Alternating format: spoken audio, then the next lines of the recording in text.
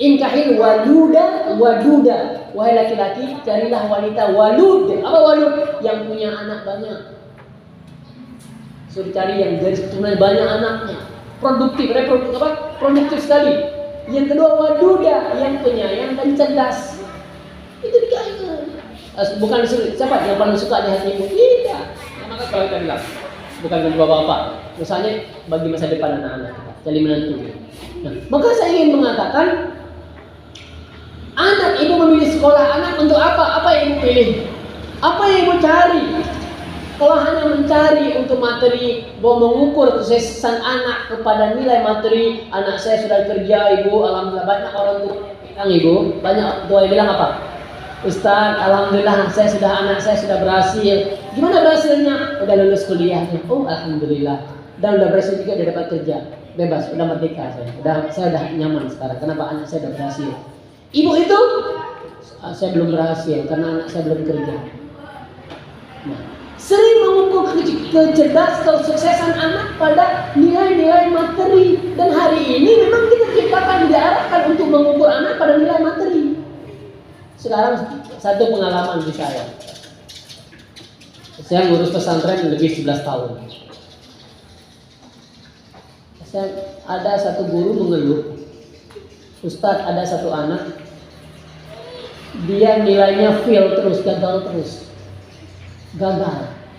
Udah dibuat remedial itu gagal. Nggak jawab, kosong lembaran kertas jawabannya. Gimana? Kita naikkan kelas nggak atau kita kembalikan ke orang tua? Saya selalu mengatakan, lembaga yang mengembangkan anak karena kecerdasan, lembaga pendidikan itu gagal. Kalau dia kembalikan karena anak ini nilainya kurang, kembalikan aja, gagal mendidik. Untuk apa lembaga pendidikan kalau hanya mengukur yang dipilih anak-anak cerdas? Nah, saya katakan, oke, kita coba rapatkan.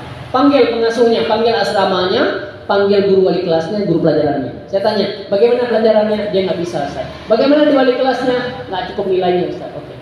Saya tanya di asrama, bagaimana dia di asrama? Ustaz, kalau dia jangan tanya ini. Kalau ada kawannya sakit, dia yang ambil nasi, ambil makanan, dia yang merawat. Oke.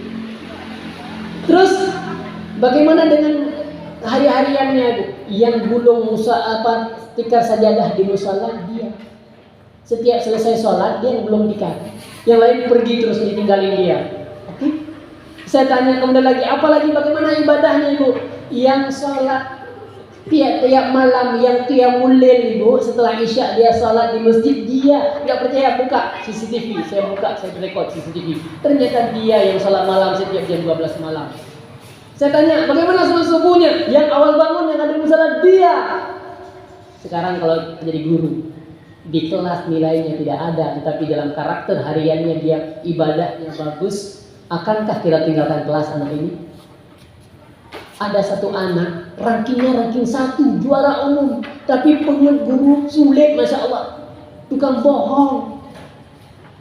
Dia nilai yang diangka adalah hasil nyontek, bawa konsep di bawah meja. Siapakah anak teladan di sini? Makanya jangan mengukur anak pada nilai-nilai, angka-angka itu gagal kita. Maka orang tua ketika dibilang anak, saya ranking 20, apa? Mama dulu 25. Anak nggak pernah saya tekankan di ranking. Kenapa? Saya rankingnya dulu jujur bilang, saya 23. Ranking saya 23. Tapi bisa kuliah di luar negeri, saya bilang lulus di semua universitas saya daftar. Kenapa? Tapi jangan nanti dia diukur-ukurkan. Saya bilang jangan diukur. Karena ayah saya dulu itu marah kalau saya di rumah itu. Berapa rankingnya? Ranking 2. Anak belajar. Nggak belajar juga karena ranking 2. Beban jadi anak, kenapa? Kakak abang semua ranking 1, saya ranking 2. Saya beban. Sampai stres ya. Saya stres sampai dulu berobat. Beban orang tua harus ranking 1. Ranking 1 cuma 1. Saya ranking 1 ada 3, saya belum dapat 1. Tapi ranking 1 dapat 1. Nah, maka kita mengukur adalah anak itu kita ukur pada karakter. Mungkin dia secara prestasi biasa-biasa saja, tapi dia sudah mulai jujur, sudah sholat nggak perlu diingatkan lagi. Kemudian itulah prestasi. Nah, maka oleh karena itu saya bilang dalam kita sebagai orang tua, maka yang paling penting adalah bagaimana kita mendidik anak. Maka di sini parenting yang dilaksanakan oleh Al-Mukhlisin ini adalah ini membangun kolaborasi. Tadi kami bicara dengan para guru. Saya katakan, Ibu, ada 3 aspek yang mempengaruhi pola pikir anak kita. Yang pertama adalah orang tua. Anak itu cerminan orang tua. Anak itu adalah bagaimana orang tuanya menan anak. Kalau pepatah Aceh itu mengatakan begitu orang tuanya, begitu anaknya. Maka anak itu paling banyak belajar dari kita. Karena apa? Di sini dikatakan al-ummu madrasatul ula. Ibu itu sekolah pertama bagi anak. Kenapa bukan bapak? Bapak juga. Kali ini saya ceritakan tentang ini. Ya. Kenapa anak kita ngomongnya bahasa Indonesia? Kenapa dia nggak ngomong bahasa Inggris? Makanya ada bahasa ibu. Karena ibunya juga makan. Karena kita ada kan bahasa Indonesia. Cuma kalau ibu kemudian orang Inggris, maka saya pikir anak ibu sekarang ini ngomong bahasa Inggris. Maka apa yang diajarkan oleh orang tua yang pertama ini masuk yang terekam di otak anak-anaknya. Bayangkan ibu ketika makanya dari pola pendidikan rumah ini sangat menentukan. Pola pendidikan rumah menentukan kita anak-anak dengan la ilaha illallah. Ini apa yang meresap di hati anak kita. Ada orang mengatakan pakai musik aja ini lagu dangdut, apalagi lagu India. Jadilah dia carukan kuku sotai lagu-lagu itu sih. Dan di rumah pun bapak dengan ibu ini beda, bukan sama maaf ya. Kenapa diciptakan ada bapak, ada ibu?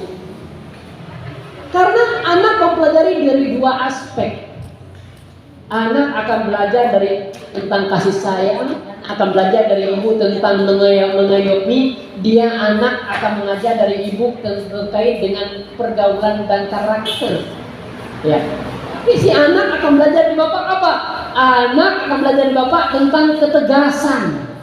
Maka banyak single parent, seorang ibu yang memang susah memerankan sebagai kelembutan dan ketegasan.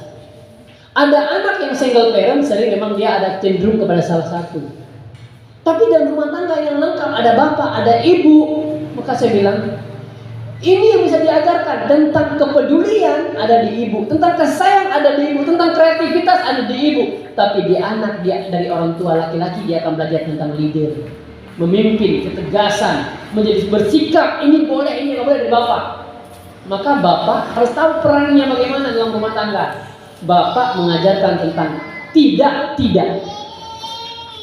Ketegasan harus ada, tapi jangan sama pelan kamu nggak ada ketegasan, nggak ada kelembutan. Ada ibu juga bapak juga, ibu juga jadi pom di rumah. Kapan dia belajar kasih sayang? Maka bagaimana Allah ciptakan 2 makhluk yang berbeda ini bertemu dalam sebuah rumah tangga, ini satu kesempurnaan. Karena itu pertama. Yang kedua ada lingkungan. Anak kita dipengaruhi dari lingkungan dia, lingkungan sekolah, lingkungan masyarakatnya, lingkungan pergaulannya. Anak kita minta pulang, minta latu-latu, karena tahunya pakai latu-latu. Anaknya nonton main bola, dia pun nonton main bola. Jadi apa yang dapat lingkungan, anak kita akan bawa pulang. Maka lingkungan berpengaruh. Yang ketiga, bacaan dan tontonan. Kita bicara hari ini tentang semua kita orang tua takut apa sekarang? Takut tentang kenakalan remaja. Kalau bicara tadi yang bicara tentang merokok, anak sekarang dari SD dan TK sudah merokok. Saya pernah di asrama itu, tanya, kenapa kamu merokok? Dia mana kedapatan merokok? Lalu saya panggil lah orang tuanya. Pak, ini anak bapak merokok. Langsung, alah Ustaz, gimana Ustaz ya? Kami di rumah sebungkus berdua. Jadi rokok itu sebungkus berdua. Malah kadang-kadang kalau rokok saya habis, rokok dia saya minta. Lalu gimana kita sebagai guru mengajarkan Ustaz?